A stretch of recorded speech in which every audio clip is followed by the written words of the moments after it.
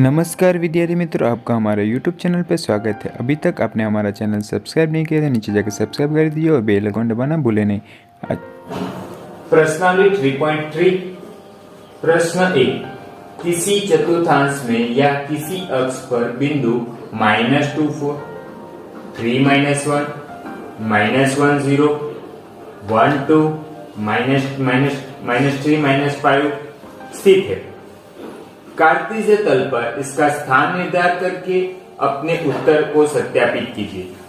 तो हम क्या करेंगे, पहले ग्राफ पे ड्रॉ कर देते, फिर डायरेक्टली लिख देते हैं कि कौन से अक्ष पे कौन सा बिंदु है। तो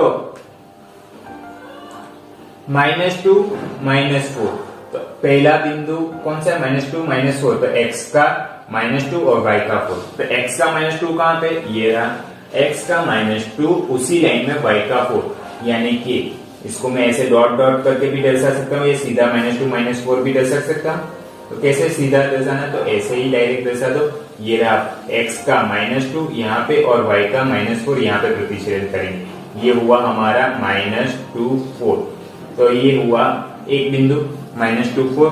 अब बिंदु दूसरा कौन सा, 3 -1, तो x का 3 उसी लाइन में y का -1, तो ये तो नीचे हुआ, तो ये हो गया x का 3 और y का -1, यहाँ पे प्रतिच्छेदन करेंगे ये दोनों, यहाँ से ऐसे और यहाँ से ऐसे, मैंने आपको उदाहरण में समझाया है। तो ये हुआ हमारा बिंदु 3 -1 0, x का -1 और y का 0, तो ये तो यहीं पे हो जाएगा, क्यों, क्योंकि x का -1 यहाँ पे और y का 0 यहीं पे। अब 1 2, तो यानी कि हमें इसको कैसे समझना है, x का 1 उसी लाइन में y का 2, तो x का 1 कहां पे, ये रहा, और y का 2, तो y का 2 उसी लाइन में, यानी कि यही लाइन में y का 2 यहाँ पे है, यानी कि x का 1 और y का -2 यहाँ पे प्रतिच्छेदन करेंगे, तो 1 2 बिंदु ये होगा हमारा। उसी तरह -3 -5, तो x का -3, तो x का -3 तो यहाँ पे उसी लाइन में y का -5, यानी कि y का -5 कहां पे, ये रहा, तो ये दोनों कहां पे प्रतिच्छेदन करेंगे, यहाँ पे, यानी कि ये हो गया -3 -5, तो हमारे सारे बिंदु मिल गए। अब क्या बोला है, सत्यापित करना है, तो पहले क्या करेंगे, -2 4 कौन से स्थान पे, तो कौन से अक्ष पे, तो अक्ष पे तो नहीं है वो, तो कौन से चतुर्थांश में, तो ये होता है प्रथम चतुर्थांश, ये होता है द्वितीय चतुर्थांश, तृतीय और ये चतुर्थ चतुर्थांश। तो ये कौन से चतुर्थांश में, -2 4 द्वितीय चतुर्थांश पे है, द्वितीय चतुर्थांश। अथवा मैंने आपको कैसे याद करने को बोला था, प्रथम चतुर्थांश में दोनों प्लस होते, x प्लस y प्लस, द्वितीय में माइनस प्लस, यानी कि x का माइनस y का प्लस, और तृतीय में दोनों का माइनस, और चतुर्थ में प्लस और माइनस, क्यों, x का प्लस y का माइनस। तो यहाँ पे आप सत्यापित यानी कि चिन्ह से भी लिख सकते थे डायरेक्ट, x का हमारा कौन सा था, -2, यानी कि -2 माइनस प्लस हुआ, ये माइनस प्लस है, तो कौन से में आएगा, द्वितीय, तो ऐसे भी ग्राफ पे देख रहे हो द्वितीय में ये, तो ये ऐसे सत्यापित होता है।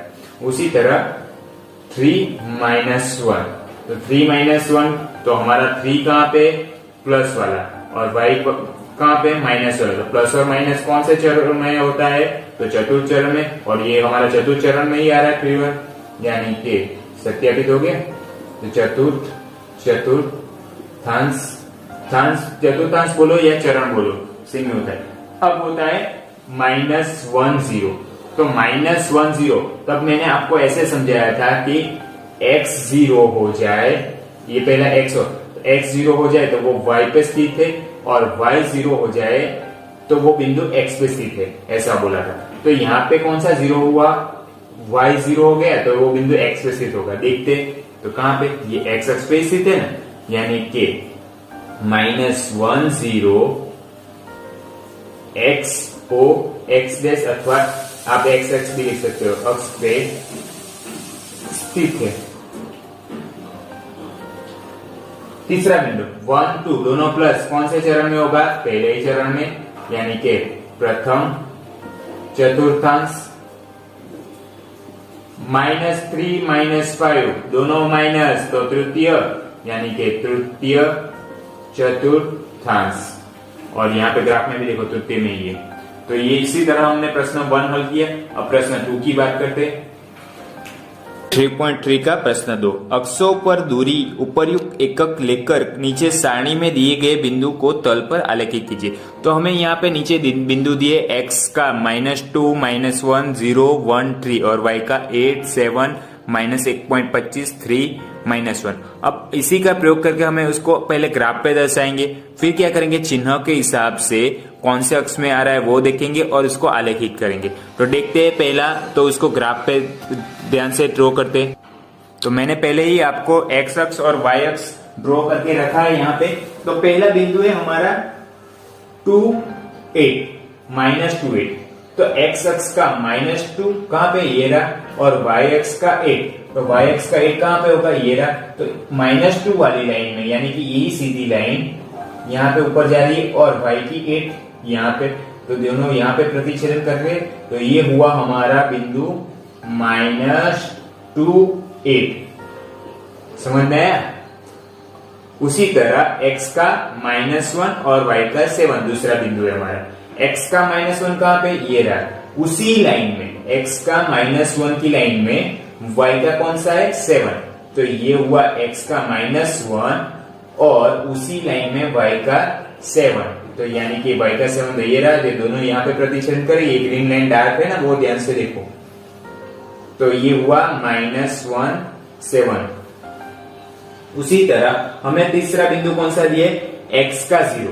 x का 0 तो यहीं पे उसी लाइन में y का -1.25। अब यहाँ पे देखो -1.25, तो अब 1.25 है। आपको यहाँ पे कंफ्यूज नहीं होना है, आपको ध्यान से देखो 0 और 1 के बीच में कितने ग्रीन लाइन है, तो 10 ग्रीन लाइन है, यानी कि 10 ग्रीन लाइन है, यानी कि 1 की कीमत कितनी हुई, तो 0.10 होगी। तभी ये 0.10 20 30 40 50 100, यानी कि 100 यानी कि 0.1 हो गया, यानी 1 हो गया, 100 यानी कि 1 हो गया। उसी तरह 1.10 1.20, तो हमारे कितनी चाहिए, 1.25। तो 1.25 किसके बीच में आएगा, 1.25 1.20 और 130 में आएगा। तो यहाँ पे 1 पहली लाइन हो गई 10, दूसरी लाइन हो गई 20, तीसरी लाइन हो गई 30। तो 1.20 यहाँ पे है और 1.30 यहाँ पे, तो दोनों की बीचों बीच में हो जाएगा हमारा -1.25 और x का 0, यानी कि x का 0 y का -1.25। ये हो गया हमारा तीसरा बिंदु। अब चौथा बिंदु की बात करें 1 और 3। तो 1 कहां पे, x का ये रहा, उसी लाइन में y का 3, तो ये रहा, तो 1 3 बिंदु 1 3 हो गए। अब बात करें 3 -1, तो x का 3 और y का -1, तो 3 और y का -1 तो यहीं पे ही है, तो 3 -1, तो ये हो गया हमारा बिंदु 3 -1। अब इसी को संक्षेप में समझते हैं। तो हमें प्रश्न में क्या किया, आलेखित कीजिए, यानी कि जो हमने किया वो लिखना तो पड़ेगा। तो सबसे पहले हमने क्या किया था, निर्देशांक x और निर्देशांक y खींचा गया था। फिर हमने क्या किया, उपर्युक्त एक लेकर दोनों अक्ष को अंकित किया, जैसे 1 2 3 4 जैसे जो भी नंबर चाहे थे वो अंकित किया। फिर क्या किया, बिंदु लिया, कौन सा, -2 8 को आलेखित करने के लिए x अक्ष की ऋणात्मक दिशा में 2 मात्रक ले और फिर ऊपरी ओर 8 मात्रक जाकर बिंदु को अंकित कीजिए। इस बिंदु को -2 8 कहा था हमने। दूसरा पॉइंट, फिर हमने बिंदु -1 7 को आलेखित करने के लिए 0 से x अक्ष की ऋणात्मक दिशा में -1 मात्रक लेके यहाँ से ऊपर 7 मात्रक लेके बिंदु -1 7 आलेखित किया था। फिर 0 और -1.25 को अंकित करने के लिए x अक्ष के नीचे से और y अक्ष की 1.25 मात्रक लेके बिंदु अंकित कीजिए, उसे बिंदु 0 -125 कहा जाता है। फिर हमने बिंदु 1 3 को आलेखित करने के लिए x अक्ष के ऊपर धनात्मक दिशा में 1 इकाई तक चले, फिर ऊपर की ओर 3 इकाई एक बिंदु अंकित किया, जिसे बिंदु 1 3 लिखा। फिर बिंदु 3 -1 को अंकित करने के लिए x अक्ष की धनात्मक दिशा में 3 मात्रक जाकर नीचे की ओर 1 मात्रक तक जाए, फिर एक बिंदु अंकित किया। इस बिंदु को त्रिभुवन कहते हैं। आप बिंदु को अलग अलग A B C D E ऐसे लिख सकते हो। तो यहाँ पे हमारा चैप्टर और प्रश्नावली समाप्त होती है। उम्मीद है आपको वीडियो पसंद आया होगा। वीडियो पसंद आया तो उसे लाइक, कमेंट और शेयर जरूर कीजिए। धन्यवाद। वीडियो पसंद आया तो उसे लाइक, कमेंट और शेयर जरूर कीजिए।